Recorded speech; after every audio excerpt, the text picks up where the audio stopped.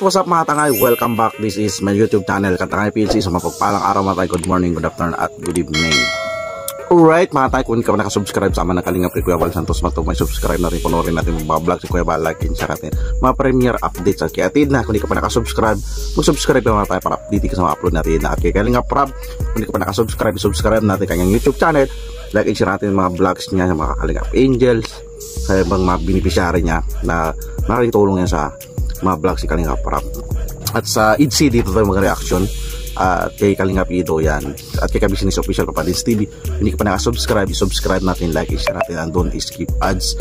At sa aking munting YouTube channel, kung hindi ka pa nakasubscribe, mag-subscribe ka na para update ka sa mga ganitong reaction ko. Hindi ka pa nakapalo sa Facebook ko at FB page ko para PLC Winsero, magpalo ka na para update ka sa mga reaction ko din doon. Active din ako doon. So alright mga tangay, dito mga idol, mga alingap, trending ito dito sa okay, diretso na natin sa reaction ni Ma'am Bopel Vlog.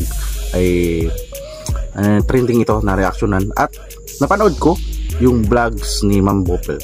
Tapos may mga supporters na nagasusumbong na basar daw si Madam Bopel at pasensya na kay Madam Bopel na nababanggit kasi siya na nabawas yung nabawas daw si Vivian si dito sa TikTok, nagbabiral ngayon dito. So matagal na ito at may nag-upload nga ito at ang reaction ni Ma'am Bopel Vlog ay hindi siya nakikreate na mabas si Beyonce. So napanood ko rin doon. So dapat i-balance natin mga idol.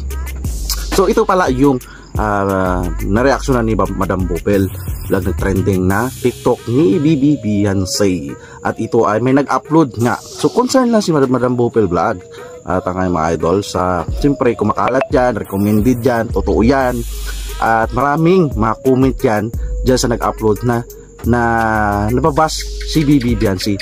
So dito nag-reaction nga si Madam Bopel Vlog at tinurn off niya naman yung comment section niya para hindi mabas si Beyonce. So pinaliwanag ni Madam Bopel doon sa kanyang YouTube channel mga tangay, mga idol, may bago upload siya, may paliwanag siya nga, napanood ko nga na hindi niya binabas si Beyonce. Ito ay pinapayuan at may announcement din si Kalingap Rob na tigil-tigilan muna mag-TikTok. So dito, awareness na rin ito sa mga Kalingap Angels, basta mag-TikTok, tapos sa mga damit din.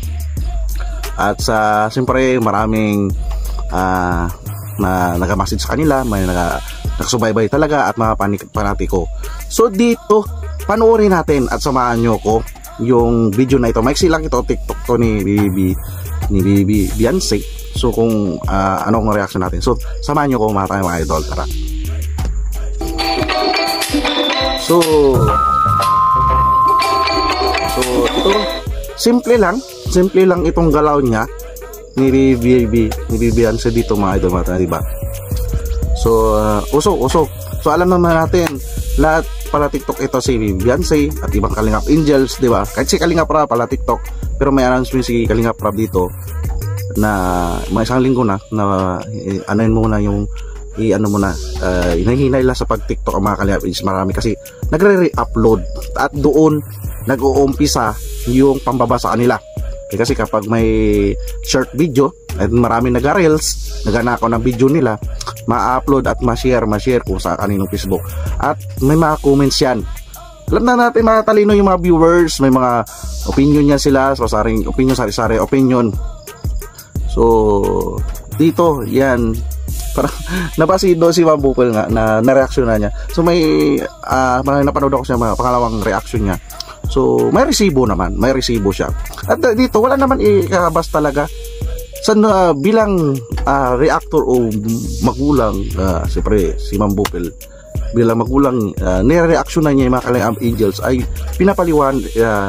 paliwanagan, advice, di ba, na bilang magulang. Siyempre si Ma'am Bopel concern niya sa mga Kalingap Angels, may diin talaga yan mag-reaction si Madam Bopel bilang magulang. Siyempre may advice yan yung mga Kalingap Angels sa pagsuot, paggalaw, di ba, ay normal yan sa mga babae, mga magulang, maridiin talaga. So ano lang ng panatiko na hindi tinapos panuorin vlog ni Madam Bopel. So ito pinanood ko ay ayos naman yung pagpayo niya, wala siya pang babas. Kung sabi niya kung basher man siya ni Beyonce, dapat inon niya comment section. So ito ay inop niya 3 minutes para hindi mag-create ng mga comment na pambabas.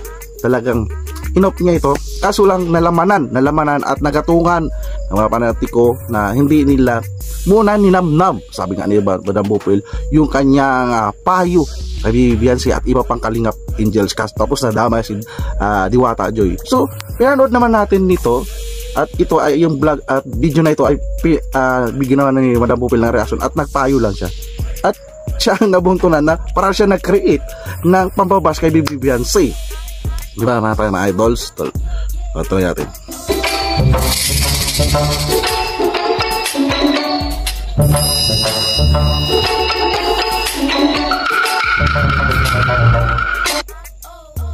Oh, simple lang naman ito na TikTok, pero nagtitrending at nagba-viral ito. Yung simpleng TikTok ni Beyonce at nalamanan lang at na-issuean lang. Diba? Na-issuean lang. So mga ganito, dapat kayo pag mag-reaction, baka nagbabase lang sa thumbnail, hindi natin panoorin muna. Tapusin muna natin yung reaction. Baka may laman doon na nagpapayo sa mga Kalingap Angels. At isa rin ito, sa maganda rin sana yung mga nag-re-upload na tigil-tigilan lang muna mag-re-upload. Kasi ang mapiktuan dito mga idol, mga Kalingap, yung si Beyonce na kumakalat yung video niya na TikTok.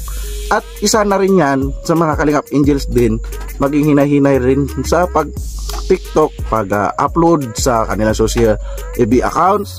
Sana kung man mag-ano sila, mag-upload, lagyan nila ng logo o pangalan na sa kanila yon na original na video na kapag may pangalan yan dyan nakasulat sa Facebook nila at may nagkuha ay talagang kinuha, di ba?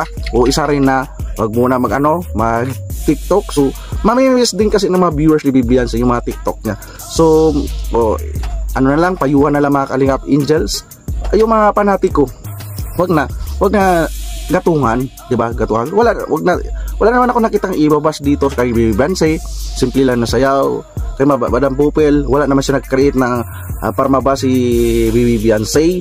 Lalo lang na nadagdagan lang dagdag bawas ng mga panatiko na imbis walang issue ay nagkaroon ng issue dito mga idol, mga Kalingap, di ba? So sana maano na to, mahinto dahil sa TikTok nagbalik na naman ng issue dito sa TikTok ni Beyonce, di ba? So it's normal naman yan, dali naman ang pag-usapan. So antayin pa rin natin ito na naman, antayin na naman natin yung decision ni Kalingap Rab sa pag-live nga naman kung ano kanyang advice rin i-announce dito sa mga video nito ng mga Kalingap Angels na mga short video na kinukuha, di ba mga idol? So kailangan natin pa rin antayin yung decision ni Kalingap Rab kasi si Kalingap Rab siya pa rin talaga maka-decide, di ba? Pero nag-announcement na rin si Kalingap Rab na laylo muna mga Kalingap Angels TikTok para hindi sila magkakaroon ng pambabas, di ba? So talagang artista na to mga Kalingap Angels, talagang inabangan ng mga viewers yung TikTok nila, di ba mga Kalingap, mga idol. So na lang yan, yung si Madam Bupil hindi yan baser ng Kalingap Angels, hindi yan baser ng Kalingap. Siya mismo nagpuna sa mga baser. So mag-advise naman siya, nag-advise naman, ayos naman mga advice niya, malupit nga yan, idol mag-advise. Sana sundin din ng mga Kalingap Angels. Tapos yung mga viewers naman, wag na natin dagdag bawas, wag natin pag-away ng mga reactor o mga vlogger dyan. Tapos yung mga vlogger din, panoorin muna nila yung payo ni Madam Bupil para di maghaba ang issue, di ba mga idol? Sa akin walang dito, ikababasa pag TikTok ni Beyonce. Ang akin lang payo lang din, same din kay Madam Bupil at kay Kalingap Rab na medyo layluhan. At yung mayroon kasi mga viewers concerned din na yung sa mga resibo do sa reaksyon na ni Madam Bupil na concern lang din, nag-report sa kanya. So na dapat ganitong mga TikTok. So maganda rin yan, mga concern sa mga ganyan. Siyempre yung mga viewers, mga senior o mga magulang, concern sa mga Kalingap Angels, mga ka-TikTok nila, ayaw nilang mababas, kaso lang na-create ng pababas. So alright mga kailang reaction ko dyan, huwag natin ibasa rin yung TikTok. So i-analyze lang natin, unawain natin, sana magmahalan na lang tayo. So yan ang reaction ko dyan sa TikTok viral ngayon na may nagkaroon ng issue yung TikTok viral ni Bibi Beyonce. So lahat ng mga Kalingap PNC may mga TikTok yan eh, kaso lang itong TikTok na to nagba-viral kay Bibi Beyonce. So alright mga tangay, kung hindi ka pa nakasubscribe sa ama ng Kalingap kay Kuya Bal Santos Matubang, i-subscribe natin, like and share natin ang Don't Escape. Like and share natin ang Don't Escape. Kay Atid na, subscribe natin. Kay Kalingap Prab, kung pa nakasubscribe, mag-subscribe ka na Prab, dito ka sa mga upload reaction ko, sa mga vlogs niya, Kalingap Angel charity niya, Kalingap Edu, Side C, Business Official of Valens TV, support natin. Kung hindi ka pa nakasubscribe sa munting YouTube channel ko, mag-subscribe ka na para updated sa mga upload reaction mga ito. At hindi ka pa nakapala sa Facebook ko at ipipins ko Katangay PNC 2.0, active din ako dyan, nag-upload ako dyan ng reaction. So alright mga tangay, maraming salamat pagsama sa aking reaction dito. Huwag natin i-dagdagan pa yung TikTok ni Beyonce, mag-bash, mag-comment. Mas maganda, mag-comment dyan, comment down below, magpayo, diba, mga payo. So maganda yan para may mababasa kung anong mga payo nyo rin, mga viewers dyan, mag-comment ka lang kayo dyan, malaya kayo dyan. So maraming salamat pag panonood sa aking reaction, maraming salamat at see you sa next reaction ko. Maraming salamat at adios, bye bye, thank you.